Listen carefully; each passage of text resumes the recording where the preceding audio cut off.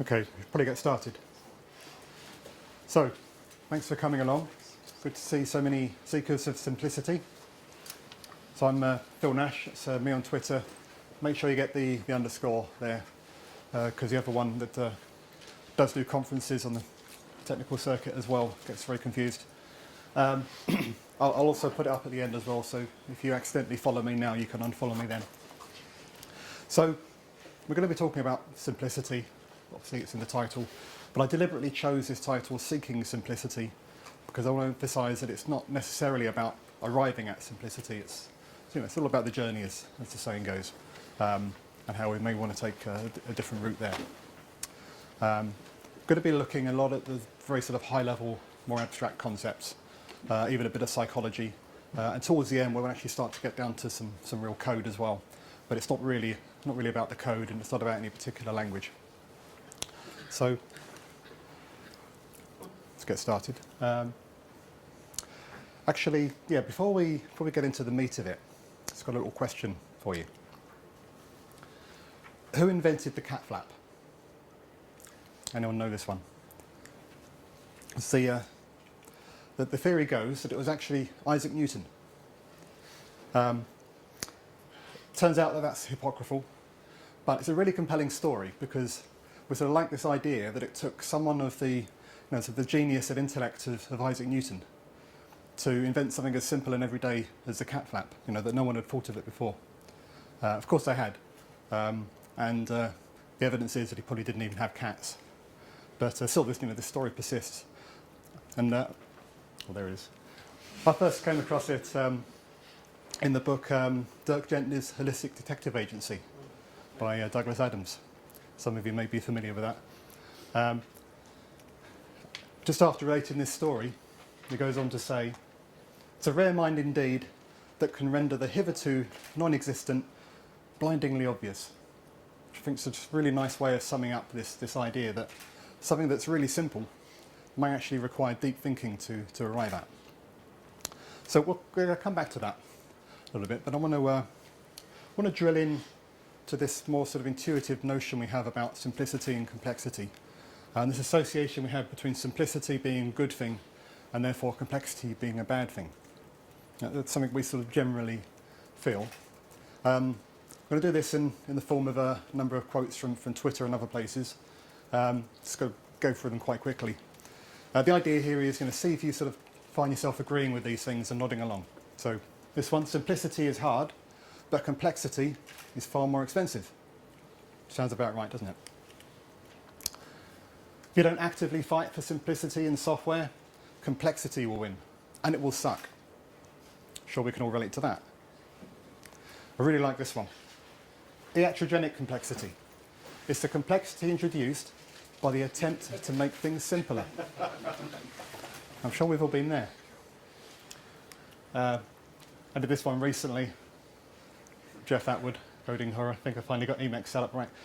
You can see the variations on this as well. It actually gets quite bizarre. But before we had Twitter, we still had quotes from people. Go back to 1975. You may have heard this one from systems theorist John Gall. "A complex system that works is invariably found to have evolved from a simple system that worked." And there's actually a follow-on to this where he says you can never actually design a complex system from scratch. You have to go back to a simple system first and then evolve it. We can go even further back. You may have come across this one. "For every complex problem, there is an answer that is clear, simple, and wrong." And I like this because it's actually fairly self-referential, because that's not what he said. He actually said, I've got it written here, "There's always an easy solution to every human problem, neat, plausible, and wrong." So, it's in the ballpark, but I like the way that it was actually changed, so it's no longer correct. Talking of self-referential quotes, probably know this one too from Einstein. "Everything should be made as simple as possible, but no simpler." If you trace it back, what he actually said was about half a page long, sort of typical Einstein style. Someone's actually gone to the trouble of making that as simple as possible by retaining the essence of it, but no simpler. That last bit's actually really important, the "but no simpler" part, and a lot of people miss that. In fact, they oversimplify this quote.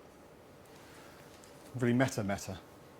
We're going to touch on this again a bit later, so keep that one in mind. But for now, the purpose of that section was just to get you in the mindset that we have this sort of community thinking that simplicity is a good thing. We want to get away from complexity. But what we haven't really looked at is what we actually mean by those words. So, what is simplicity? We probably think we know. We may actually know, but let's dig into this a bit more. Some of you may have seen this talk before. Rich Hickey, the inventor of closure, did a talk, Simple Made Easy. It's quite popular. You can easily find it on the web. I'm actually going to borrow quite heavily from a lot of his material, but it's still worth going away and finding this afterwards. So I've watched it about 4 or 5 times now. Always get a bit more out of it. But first thing he did was came up with definitions for these words by looking at the word origins, the etymology, tracing it back to the Latin. So the word simple comes from the Latin simplex, and it literally means one fold, alternatively one braid. And because you can see why that would be the case. Something is simple if it's not really connected with anything else. And so complex, by the same token, Latin complexus, literally means many folds, many braids. A very clear distinction there. Look at this in an illustration. I borrowed this from Rich Hickey's talk as well, where I found the same illustrations. Because I think it really illustrates this well. So when we're talking about one fold, we're not talking about one thing. There could be multiple things. It's whether they're connected with each other, whether they're overlapping, whether they're braided or folded. Now, if you look at this, it's actually trivial if you're going from the top to follow one of these strips down to the bottom and see which one ends where. No problem at all.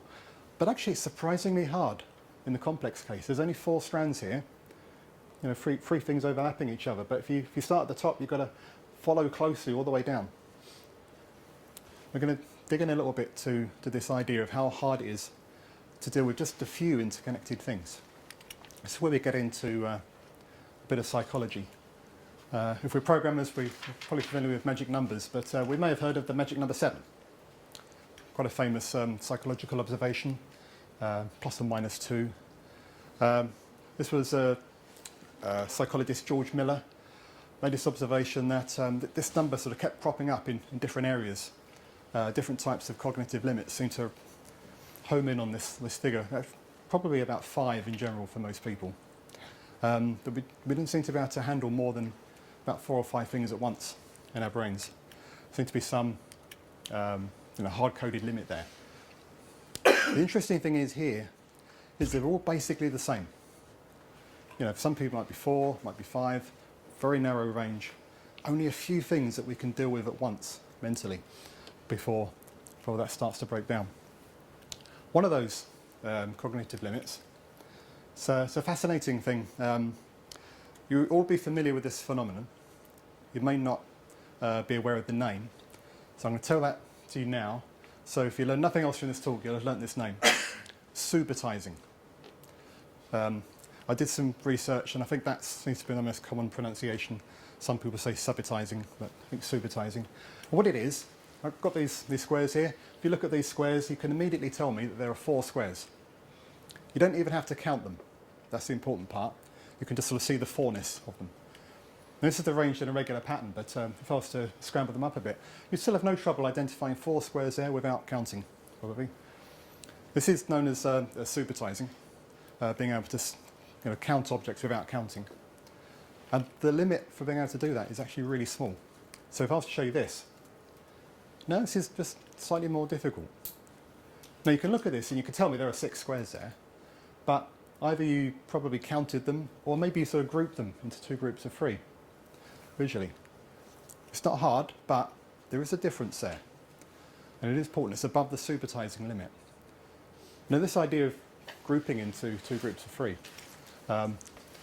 we could also do this. There's 2 groups of 3 there, but you probably recognise a single pattern because we see it so often. This is known as chunking. Taking a few pieces of information into a like a single block that we can then deal with and manipulate as a single object. This is one of the main ways that we deal with this cognitive limit, that we can actually deal with more complex things by chunking them. We're going to come back to that a bit later as well. But the important thing here is that number is really small. Not many things that we can deal with at once. To take this further, I'm going to play a little video. It's for a bit of fun. You may have seen this or something like it before. If so, try and follow along anyway. Count how many times the players wearing white pass the ball.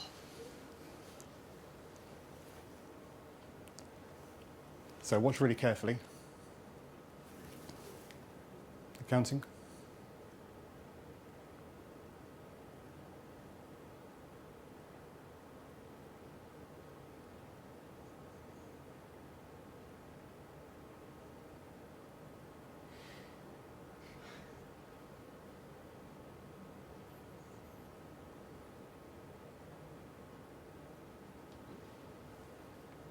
The correct answer is 16 passes. Did you spot the gorilla? Huh? For people who haven't seen or heard about a video like this before, about half missed the gorilla. If you knew about the gorilla, you probably saw it.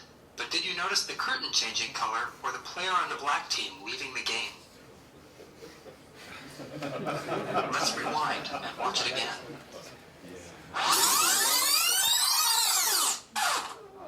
Here comes the gorilla, and there goes a player, and the curtain is changing from red to gold.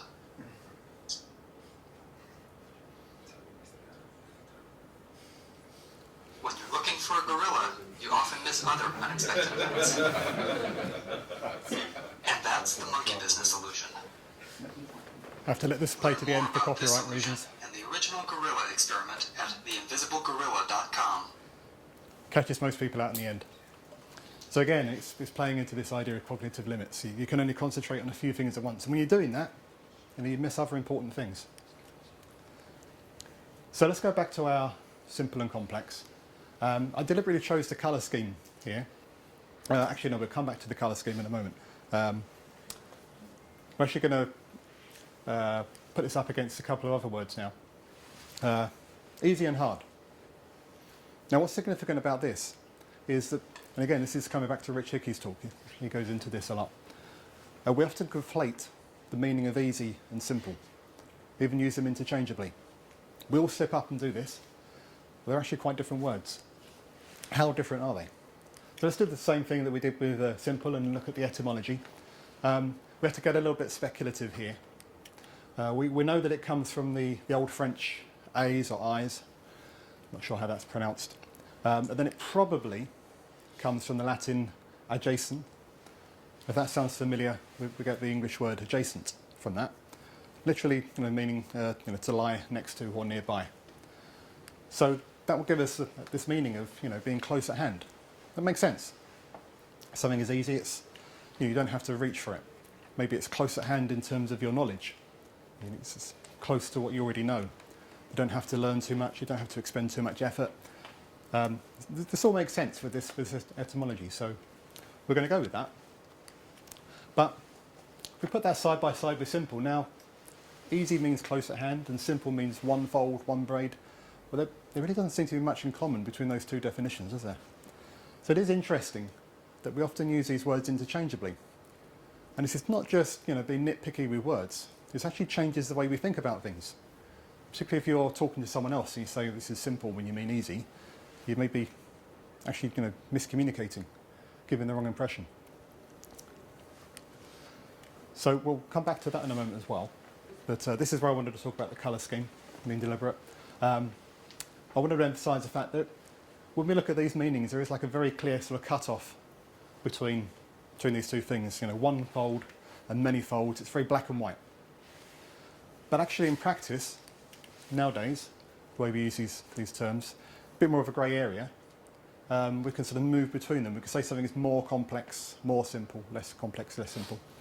And that's fine. Words evolve. They mean what we use them to mean. But that does imply that there are verbs associated with these words to describe that process. So with complex, we have this verb, complicate. So we can complicate something to make it complex. Has the same sort of derivation, to join by weaving. And that's fine, but again, because words evolve, so it's taken a very general meaning. We generally sort of talk about a whole system as, we're complicating this thing. It's often really useful to be much more precise and saying, well, we're, this thing and this thing becoming unnecessarily interleaved. And we could say that, we're complicating those things, but it doesn't have the same meaning. So the other sort of really insightful thing that Rich Hickey did is he resurrected another English word, complex, which has the same basic meaning, but because it's not really in common use now, you could repurpose it to have this more precise meaning. You've got two things that could exist separately, and you mix them together, you're complexing them. You're complexing this thing with that thing, and that makes it more complex. It's just a really nice word to add to your lexicon to be more precise in how we're talking about complexity. And we're going to use this throughout this talk now. We use the word complicate, though.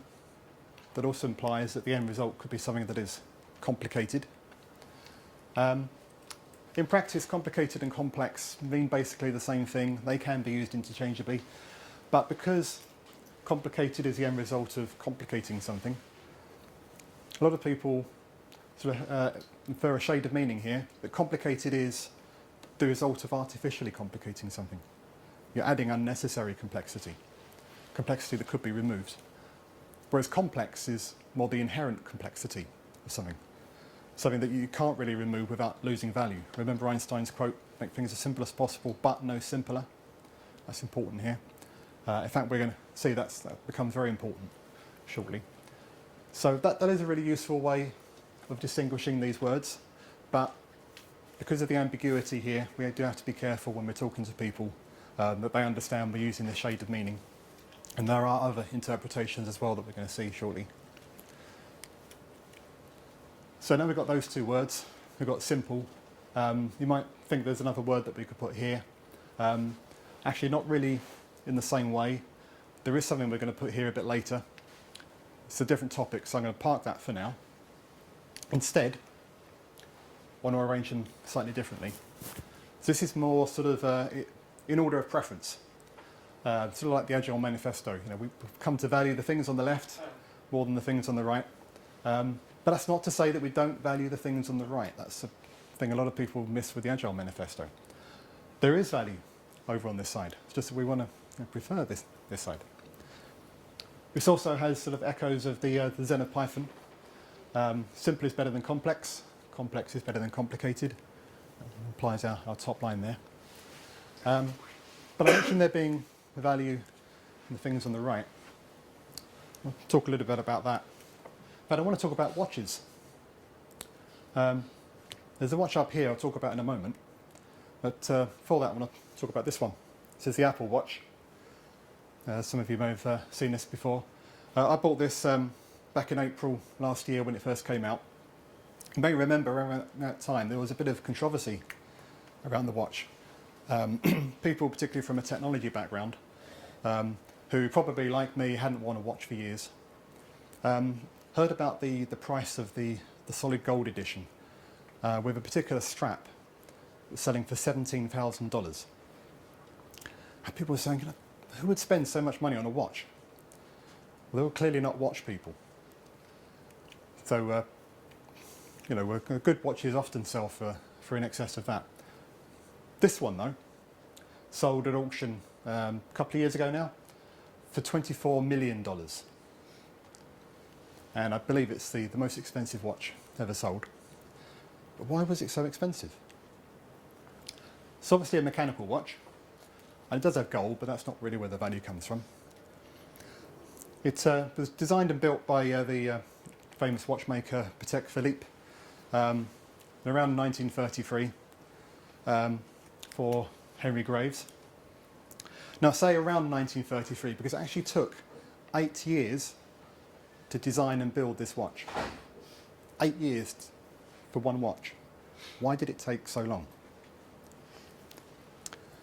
One of the things about watches that I didn't really know until the whole thing about the Apple Watch came up was that anything, particularly in a mechanical watch, that's not directly to do with telling the time is called a complication. And if you think about it, that makes sense. In a mechanical watch, the mechanism for just telling the time is complex enough as it is. Anything else you add on to that that's not related to telling the time still has to hook into that same machinery, and it starts to get exponentially more complicated. So anything you add is a complication to that machinery, literally. Now this watch is called the super complication, and it has 24 separate functions. 24. Most mechanical watches will have 1 or 2 at most. This was designed to be the most complicated mechanical watch ever, and I believe still is to this day. And that's really where the value of this watch comes from. Maybe a little bit of a novelty value, but nonetheless, it's from the complication in the watch that we get the value. And it's still working 86 years later, or 83 years later. So complexity definitely has its place. Just to drive that home, a more recent example. We're going to come back to Lego in a moment as a useful metaphor for composition. Putting it up here now to contrast with another toy. If you have children of a certain age, you may be familiar with these. They were quite popular a couple of years ago. Loom bands. The idea is you can weave these bands together to make some fairly complicated material. Of course, someone took it too far and they made a dress out of loom bands, put it up on eBay, and it sold for £170,000. Actually, more than that, £7 for delivery as well. But £170,000. Again, you might say, yeah, it's the novelty value, but it's a novelty derived from the complexity of this. These are clearly complex compared to the Lego I showed a moment ago. So the point here is, novelty or not, complexity pays. In fact, complexity, really, if you think about it in software, bringing it back to software again, that is where the value is. Something that's really simple, it's been done lots of times before, we don't have to think about it.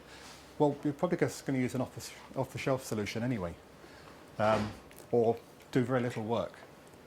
Where you actually put the challenging work into, where you actually get the value out, that's where the complexity is. So we really want to strip out the unnecessary complications, but retain and embrace that inherent complexity, because that is where the value is. So we need tools and frameworks for being able to deal and manage that complexity, if we're going to have to deal with it. So it's at this point that we need to talk about Cynefin.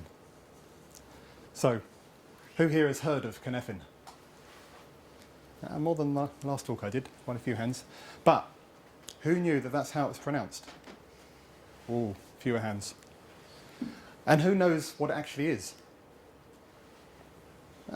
More than last time. Okay. So I'm on dangerous ground because I'm not a Cynefin expert. It's not a talk about Cynefin. But I want to introduce it because I think it's a really useful way of thinking about systems and projects in general, and being able to categorise your thoughts around it.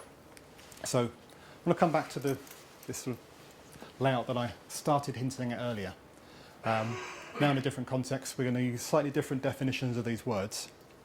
But I can actually now reveal what this word is. Chaotic. But it is not a quadrant diagram. And if you talk to anyone that knows about Cynefin, they call this a quadrant diagram, they will look at you very disapprovingly.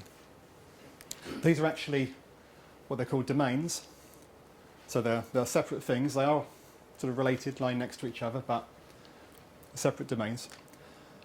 And each domain, well actually there are 5 domains in Cynefin.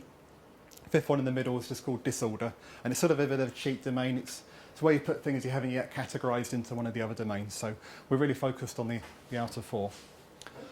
Each of these domains really describes the relationship between cause and effect. That's what this is really primarily about. So in the simple domain, cause and effect is sort of very obvious. In fact, these days, Cynefin people don't really talk about the simple domain, they actually just call it the obvious domain. I've kept the word simple here just to fit with our theme. You can use either, it's fine. But the point is, the relationship between cause and effect is obvious.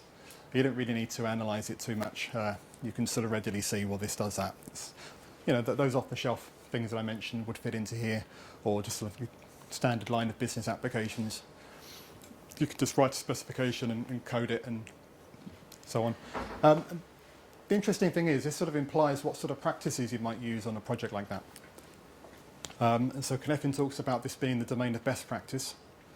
So all those practices that have been kind of proven time and time again, they're probably going to work well here because everything is well understood. This is already hinting at why this is valuable. This is the domain that best practice works.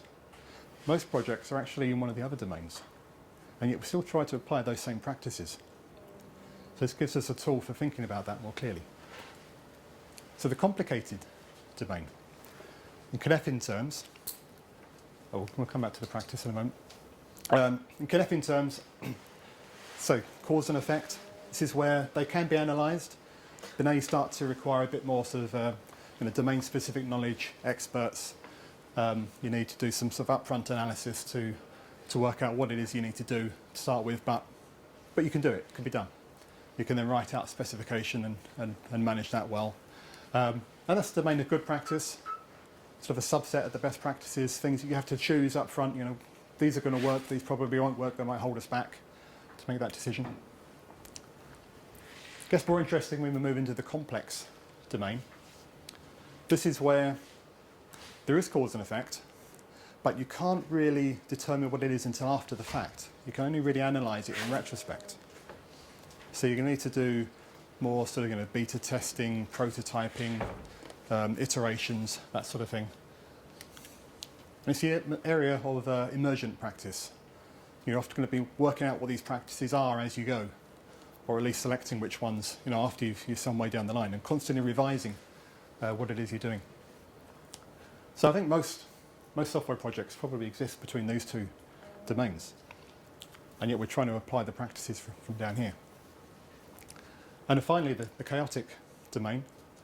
This is where cause and effect basically don't really exist. I mean, maybe they do in a pure mathematical sense, but you can't really analyse them at all, even after the fact. This is generally associated with when you're sort of in firefighting mode on a project. Something sort of big and chaotic, literally, has happened.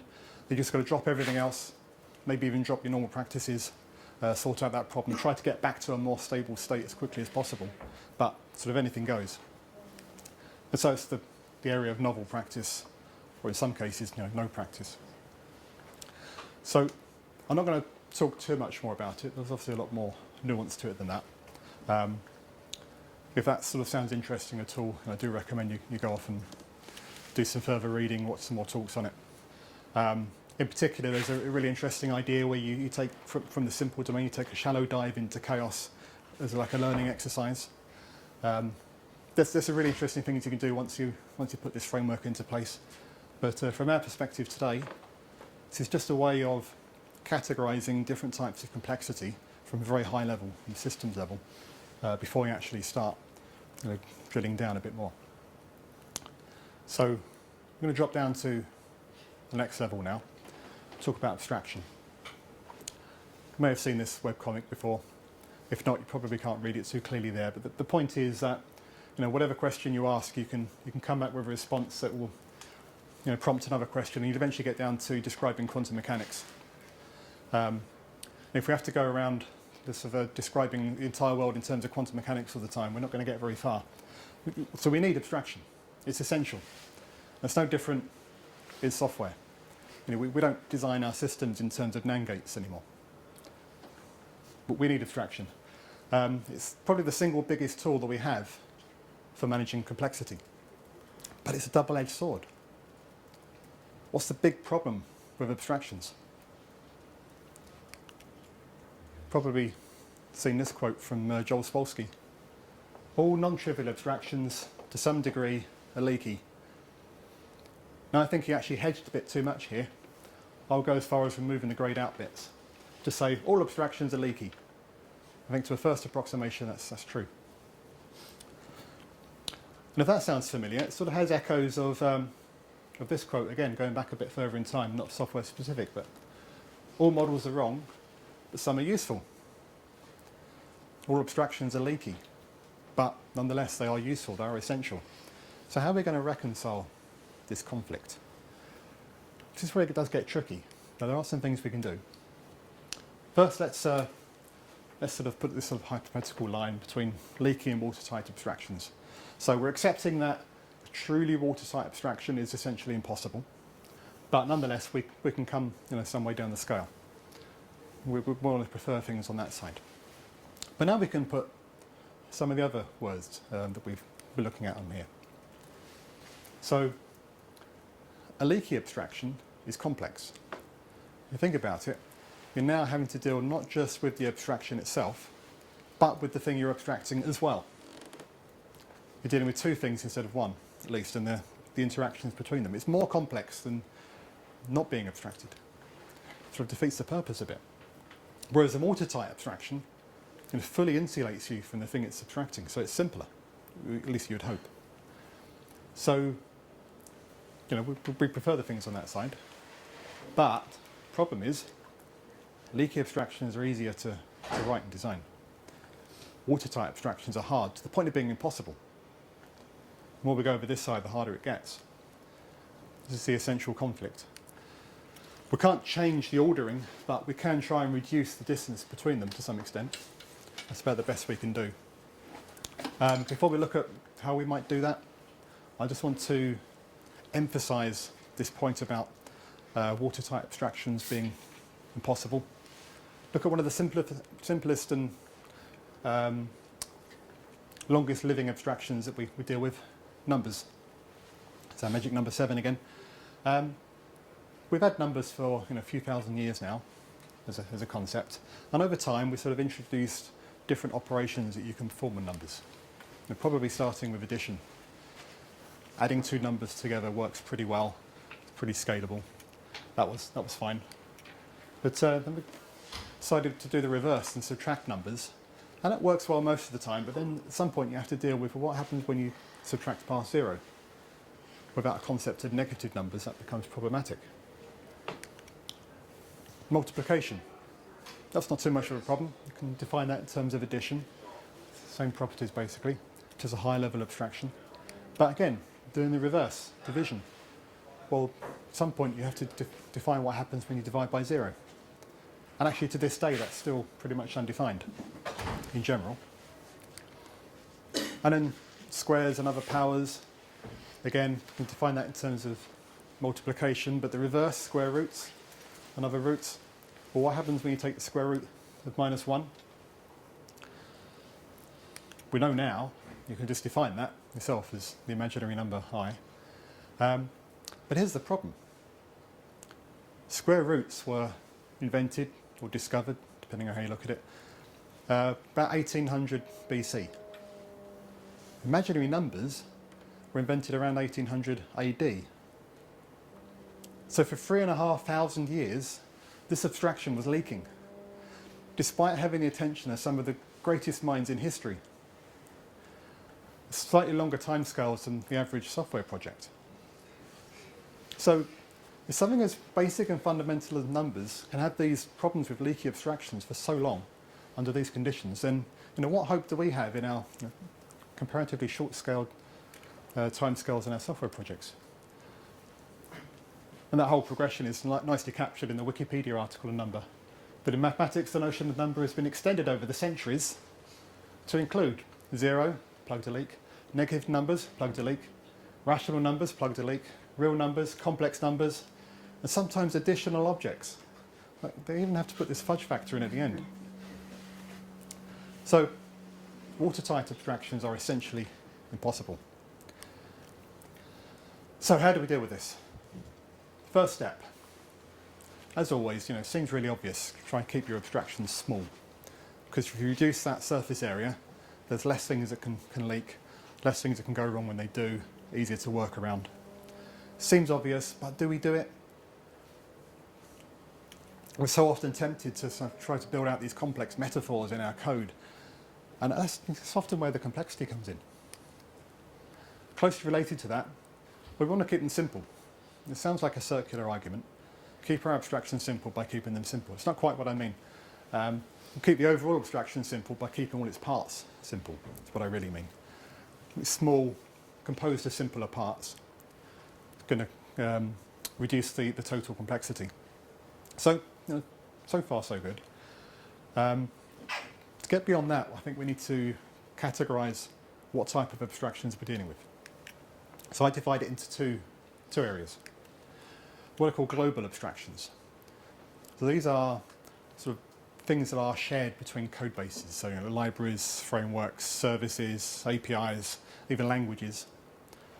Those sort of things are going to be used over and over again and have a long lifetime, a big scope. Global abstractions. They're the type of abstractions that we do want to try and make as complete and watertight as possible. We'll never quite achieve it, but we should nonetheless be aiming for it. And the amount of effort you put in, depends on just how global they are. But over here, we have these more local abstractions within our code base, within our classes, within our projects. And because these are local, we're already having to deal with both the thing that's being abstracted and the abstraction itself. They're already complexed, so that's not the purpose of the abstraction, to hide away the complexity. It's more to organise and manage it, to aid our chunking. So really, we should embrace the leakiness here. So I call them shallow or leaky abstractions. And this might seem unnatural. We want to tend to try and make our abstractions watertight, but often that gets in the way. How often have you been debugging through some code and you hit some metaphor that someone's put in to try and abstract away something, and you think, why is this necessary? I just want to get from here to here to here, and you have to work around the abstraction. Adds extra complexity where it's just not needed. Use these abstractions to help you chunk, to organise things, but don't use them to try and make things watertight, because you're not going to be able to do it. It's going to take too much effort and time, and it's just going to end up leaking even more. So embrace the leakiness of local abstractions. Put your effort into this side. I think that's about the best we can do in terms of dealing with abstractions that leak. So, we're going to get down to the level of languages and language features. And the first time I gave a version of this talk was at a conference, a lot of C++ people there. So I gave a C++ example. The conference is in Bristol. Just up the road from Bristol is the Clifton Suspension Bridge. And because it's quite high level, I thought I'd use that as an illustration. So, how many people here know C++? A fair few, but I'm not going to dwell on any of this. I'm going to skip through it. But this example actually came from a talk by Bjarne Stroustrup, inventor of C++. And he was looking at some of the newer features of C++ and how they allow us to simplify our code. So he did a series of refactorings. Just going to rush through. But this is like some typical older style C++. Now remember that supertizing limit we talked about earlier. The problem here is there's actually something really simple going on, but we have, even if you're a C++ programmer, you have to carefully read through to work out what it is. So if you start applying these transformations, first of all using type inference and then range-based for loops, the pattern starts to emerge a bit. And eventually we can work out what the intention is and use algorithms that express that. And then what we end up with, if you compare that with the original, here you have to carefully read through all the steps involved, and here it just directly expresses what it's doing. We want to find when this pattern occurs in this collection. That's it. C++ is a really great language for plenty of examples of this type of code that we can refactor. But actually any language, this is what we want to be moving towards. Code that directly expresses our intention, and not, we don't want to have to deal with the complexity of the language mechanics involved as much as possible. So some languages are better at it than others. And in general, I would argue, and I'll come back to this a little bit more in a moment, but I would argue that functional languages help us to express our intentions much more clearly and simply. So we'll come back to that in a moment. Let's go back to the Lego and the loom bands. I said that Lego often used as a metaphor for composition. Composition literally means, to sit next to. You just put these pieces together. You don't have to link them together like the loom bands. So we're going to talk about composition now from a couple of angles. I think I'm running a bit short in time, so I'll rush a little bit. Just another quote. Just recently I saw this on Twitter. I thought it's worth adding. All I'm saying is that when the aliens invade and they see us still using mutable state, that's when they decide we're only good for food. But what does mutable state have to do with composition? Back to Rich Hickey's talk. He made this statement. Mutable state complex value and time. Now we know what complex means. What does it mean to complex value and time? When we think about a timeline and a mutable variable, in order to know what the value of the mutable variable is, you have to know at what point in the timeline you're dealing. Those two concepts have become interrelated. If it's immutable, has the same value all the time, it doesn't matter where on that timeline it is. So there's only one concept. So mutable state, complex value and time. And it also has implications to concurrency, we'll look at in a second. But he made another statement as well, and this one perhaps a little bit harder to understand. I will unwrap it. He said that refs compose value and time. So we want to prefer composition over complexing. But what does this actually mean? First of all, you have to understand Rich Hickey, the inventor of closure, was talking about this in the context of closure, and refs is a specific concept in closure. I'm not going to go into in too much depth. But we can achieve very similar things in other languages in slightly different ways. But how do we compose value and time? Well, I want to try and explain this slightly differently. Let's look at the problem to begin with. This is pseudocode, not any particular language. Define a class with some fields in it. Create an instance of that class. And now introduce some concurrency. This is not just about concurrency, but it's probably the easiest way to understand the benefit or the problems. Over here on the left-hand side, we're mutating the fields in the instance. On the right-hand side, we're reading them at the same time. You can see clearly what the problem is. We deal with this sort of thing all the time. Let's make the assumption for the moment that one way or another, access to each individual field is atomic. It's a big assumption, but 5 minutes. 5 minutes, okay. So let's make that assumption. That may be a big assumption depending on the language. But there's still a problem in that, between this assignment and this assignment, we may be reading the values over here, we may be in an inconsistent state. And we don't know when these two things are exactly going to overlap. So often we might use locks to serialize the code, but then you've got code that's waiting on other code, and we don't really want that. And it's also really hard to reason about. This is where we're complexing value and time.